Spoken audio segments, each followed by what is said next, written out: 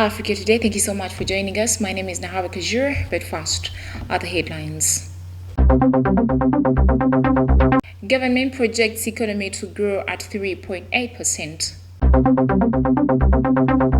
And Uganda exports 400 kilograms of marijuana to Germany. And in Egypt, nearly 100 women become first female judges to join state council.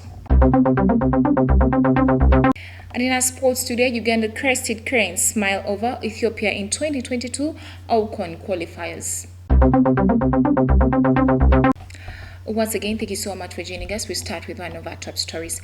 Now, the government has said that with the easing of the coronavirus lockdown and many businesses picking up, the country's economy is expected to grow at 3.8%. Now, the Ministry of Finance Permanent Secretary Ramadan Gobi noted that with the easing of the coronavirus lockdown, there has been a continued recovery of the economy. Our reporter has more. The Ministry of Finance Permanent Secretary Ramadan Gobi told journalists on Wednesday that this financial year the economy is projected to grow at 3.8% above the outturn of 3.4% registered in the financial year 2020-2021. Gobi told journalists on Wednesday that Purchasers Managers Index improved to 52.5 in September from 50.2 in August on account of rising new orders and increased output by businesses as normal activity growth. He noted that data from business people show there is light at the end of the tunnel, as many of them have gradually picked and receiving more orders than it was before. According to the Ministry of Finance, inflation has also remained low and stable, with headline and core inflation averaged at 2.3% and 3.1% respectively for the last 12 months. In terms of numbers, Gobi said the economy has grown by 3.4% during the current 2020-2021 financial compared to the 3.0% in the previous 2019-2020 financial year, whereas in nominal terms, the size of the economy has also grown.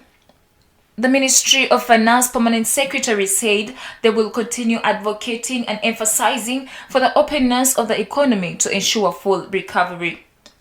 Bank of Uganda recently projected the country's growth rate to be between 3.5 and 3.8% for the 2021-2022 financial year, but slightly lower than what it had earlier projected, between 3.5% and 4%. Reporting for TV Africa News, Nahabwe Kajura. Well, thank you so much, reporter. Moving on, Uganda last week exported 400 kilograms of medicine marijuana to Germany, the fourth delivery to foreign countries since the government permitted the business. Take a look at the story. A kilogram of medical cannabis, a product claimed to be effective in treating a wide range of deadly diseases, including cancer, costs around 18 million shillings. This is according to information from www.gmpcompliance.organization, a website run by a German-based training institution on good manufacturing practices for health products makers. Mr. Benjamin Cadet, one of the directors at Industrial Hemp Uganda Limited, the company licensed by the government to grow and process medical cannabis, said they exported the products last Saturday on 16th October 2021. He said they have capacity to produce 30 tons of medical marijuana annually, but that COVID-19 has been affecting their business. Mr. Cadet said they want to start selling some of their finest medical marijuana products in Ugandan markets, with the main goal of making the company a global tourism hub for medical cannabis.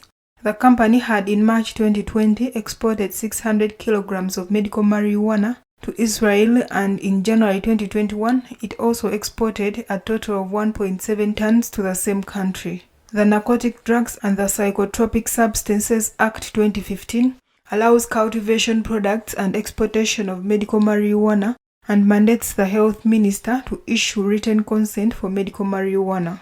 Mr. Emmanuel Ainebiona, the health ministry spokesperson, said discussions are ongoing on whether to license more companies to grow and export medical marijuana. The government has already licensed Industrial Hemp Uganda Limited to grow and export medical marijuana. The company is currently, together with Pharma Limited, one of the biggest Israel cannabis farm on the Tel Aviv Stock Exchange. Away from that, the Ministry of Health has announced plans to start vaccinating trachoma in Karamoja sub-region starting from tomorrow, Friday the 22nd of October 2021. Our reporter has more. The trachoma vaccination arrangement was announced by Odira Nansamba on behalf of the Ministry of Health while addressing journalists at the media center in Kampala. Nansamba added that the trachoma vaccination in the Karamoja sub-region will target people from 5 years and above in the districts of Moroto, Nakapilipiliti, Nabilatuk and Amdat. She said that the exercise will also include districts that border Uganda with Kenya due to the mixing up of communities. The trachoma vaccination campaigns comes at a time when the country is preparing to have a mass polio immunization campaign after the government of Uganda received the polio vaccine, the novel oral polio vaccine type 2, which has the potential to prevent paralysis and imported viruses. The first round of mass polio vaccination will be conducted in November and early December 2021, while round 2 will be communicated in due course. The campaign will be conducted in all districts, targeting all children under 5 years and will be house to house or door to door for every eligible child. Uganda declared a polio outbreak on the 25th of August 2021 following detection of a polio virus at Rubiji National Water and Sewage Corporation site. TV Africa News, Kachanchu Mutabazi reporting. Well, thank you so much, reporter. We take a quick break. We shall come back with the international news.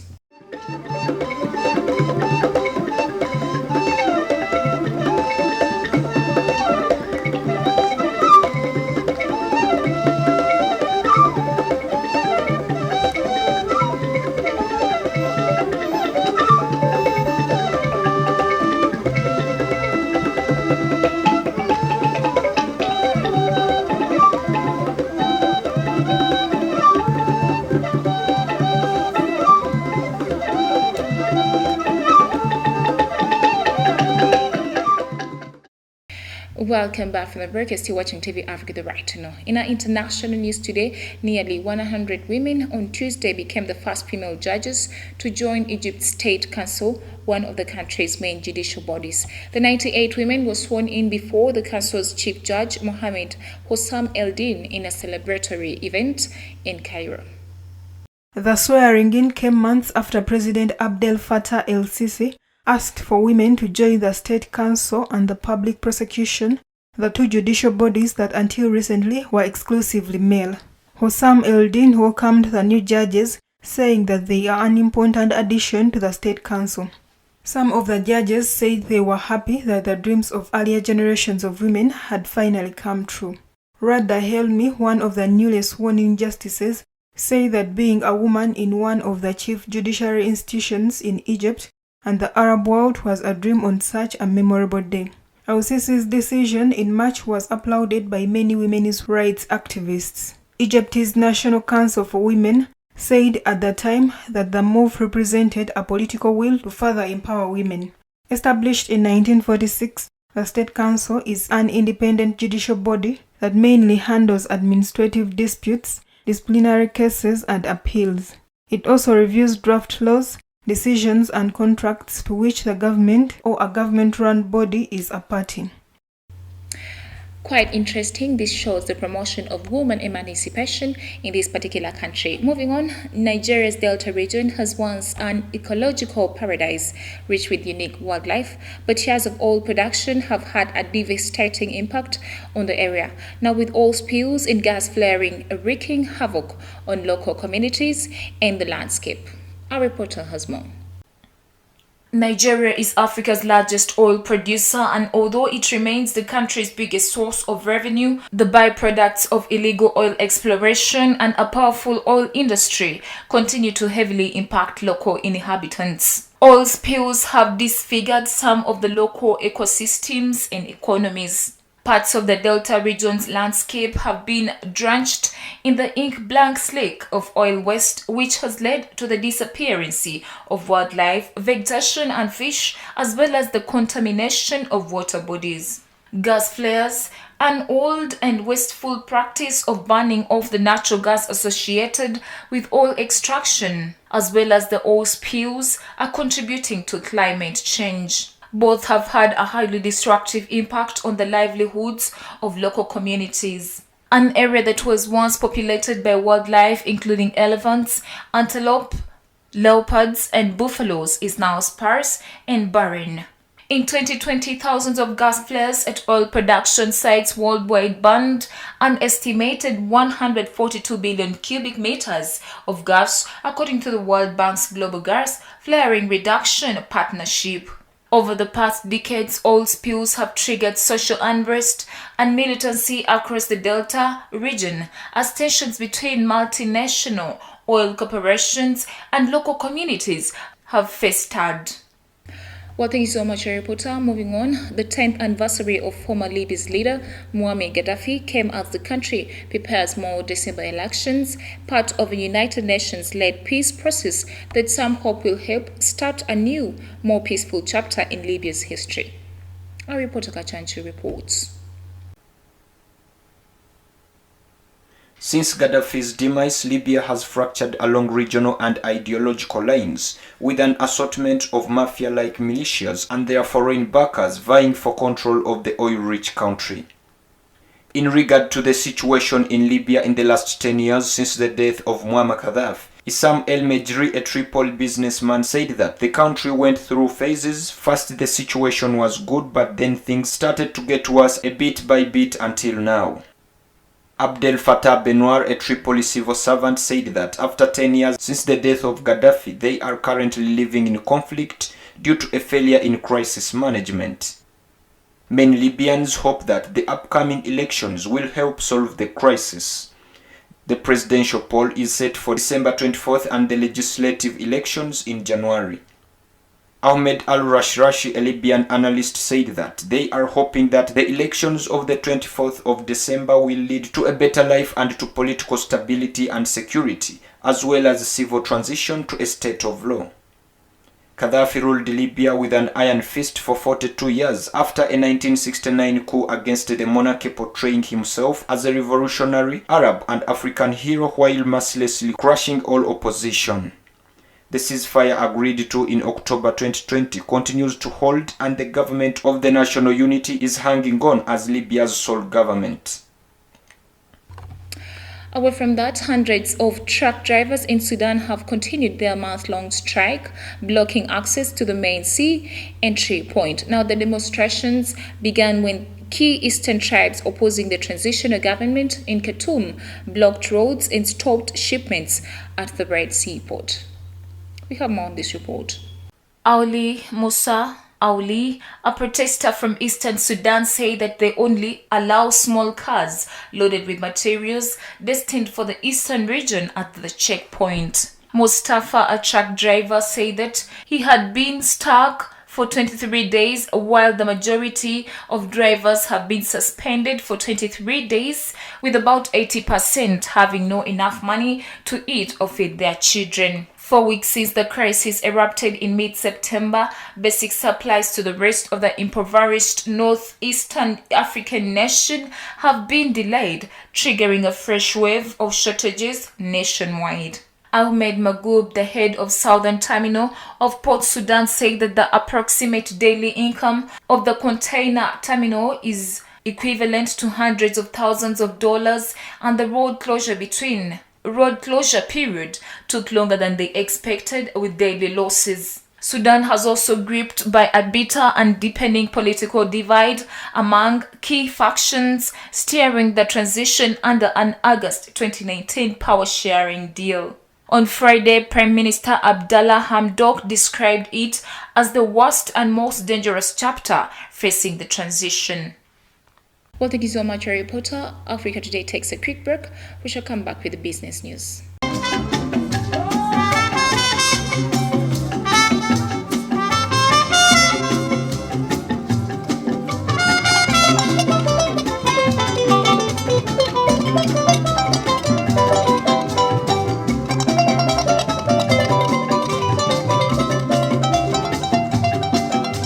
Welcome back from the break. You're still watching TV Africa, the right to know. Now let's turn your attention to our business news today. The South African drug regulator has rejected the Russian-made coronavirus vaccine Sputnik V, citing some safety concerns the manufacturer wasn't able to answer.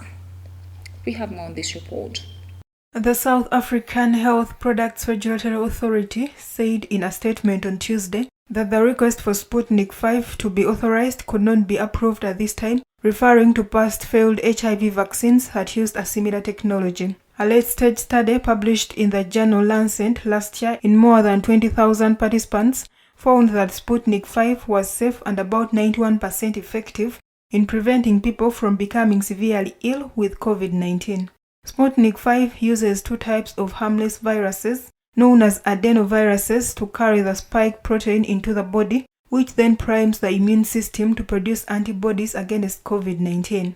South African Health Products Regulatory Authority said concerns have been raised about the safety of adenovirus type 5, which is used in one of the Sputnik 5 doses. The other dose contains adenovirus type 26, which is also used by Johnson & Johnson. South African officials pointed to two failed research studies testing an HIV vaccine also using adenovirus type 5, which found men who were vaccinated had a higher risk of being infected with HIV. The regulators say they had asked the Russian makers of Sputnik 5 to provide data proving the vaccine's safety in a country with high rates of HIV, but the applicant was not able to adequately address their request. Sputnik 5 is currently also being considered for authorization by the World Health Organization and the European Medicines Agency. The shot has been given the green light in more than 70 countries. To date, no significant safety problems have been identified.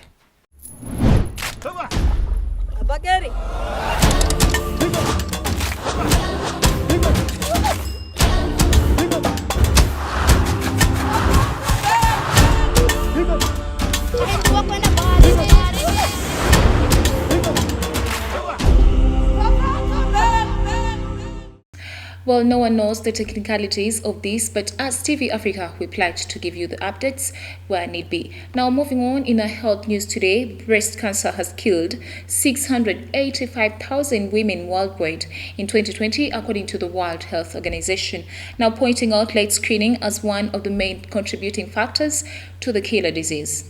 We have more on this report. In Burundi, this center specializes its breast screening and receives samples from other hospitals. Libere Nyabenda, head of staff at Bujopath, said that this year in 2021 until June, they had recorded 67 cases, 47 of which are pathological, with 70% of the population already treated. Dr. Desire Nimubona, an oncologist at Tanganyika Care Polyclinic, say that breast cancer is first discovered by the appearance of a small nodule in the breast. After the screening, it is confirmed by anatomical pathology, then do what is called an extension of the disease, which allows to observe if the disease is localized or if it has already spread to other organs, which is called metastasis. On the 19th of October, which is also the Breast Cancer Awareness Month, the occasion of World Breast Cancer Day, dozens showed up for the screening. Dafros said that she had a breast cancer screening and the result was negative and cautioned people to be aware of breast cancer. Breast cancer mainly affects women, but a few cases have also been reported among men.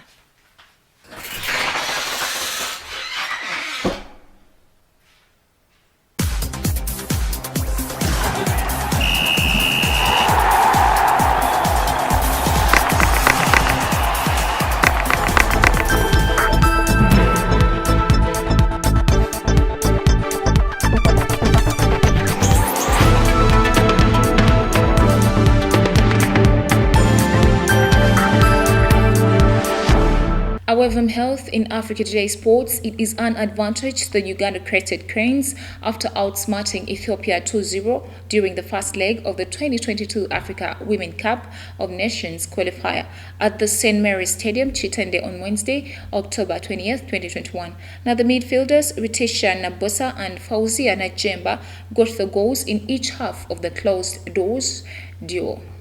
Our reporter has more. Domestically featuring for newly crowned Women League champions Lady Doves, Nabosa showed composure when she superbly controlled a high ball from Sumaya Komuntali and beat goalkeeper Balcha Bagena Tarikua with an explicit finish. Margaret Kunihira, arguably Uganda's best player on the evening, had a 60-minute delivery well defended by Getenet Mekonnen. Hasfana Suna came into the mix in the 16th minute with a global bound shot timed by goalkeeper Bagena. Ethiopian captain Loza Abera Gainore had the first attempt for the Vista when he shot flew wide after a wall pass with Emba Adisu as foul in the 20th minute. Ethiopia had the final threat towards Uganda in the closing moments of the first half when Senafu Akuma Demaisi's shot was collected by a steady goalkeeper Ruth Aturo. Uganda held on to win the contest 2-0 with the return leg slated for Tuesday 26 October 2021 in Addis Ababa. The winner over the two legs on aggregate will make it to the next round to face either Kenya or South Sudan. Kenya won the first leg with comfort following a 7-0 humiliation of Southern Sudan. Well, thank you so much for being our loyal audience. For more we started from, don't forget to subscribe to our YouTube channel. We shall keep updating you. It is TV Africa, the right to know.